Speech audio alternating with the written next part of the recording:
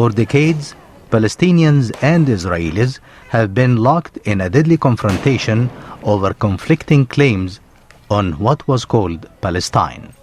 Violence has continued as the U.S.-sponsored peace process has stalled. Philip Wilcox, president of the Foundation for Middle East Peace, sought advice from 4 American statesmen with vast experience in peace efforts, including former President Jimmy Carter. The views were presented in a video which was sent to the White House and all members of Congress.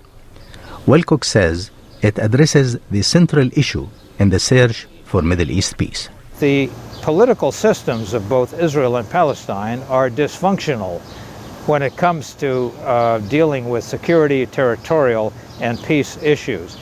And that means unless a third party is going to intervene and mediate, there will be no peace. And that's the role that these 4 statesmen recommend for the President of the United States. Wilcox wants a U.S. initiative based on President Obama's vision for Middle East peace. President Obama has expressed that vision only in broad terms. The only resolution is for the aspirations of both sides to be met through 2 states where Israelis and Palestinians each live in peace and security. The administration has said Israel should freeze West Bank settlement, and it's trying to get the 2 sides to revive formal talks. The Palestinians say that as long as Israeli settlement continues, they will not negotiate.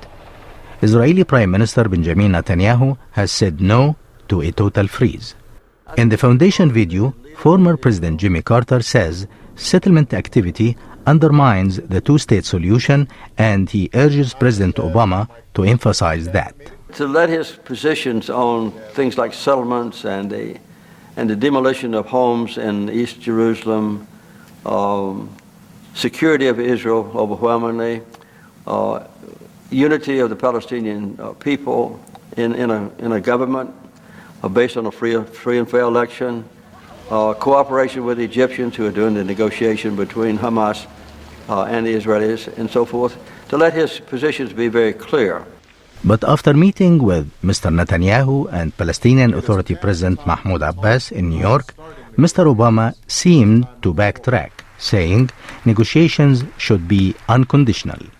Former National Security Advisor Zbigniew Brzezinski says the United States needs to play a strong hand.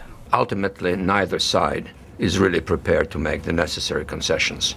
It takes a constructive, impartial, energetic, outside mediator to push the process forward. Former National Security Advisor Brent Scowcroft agrees.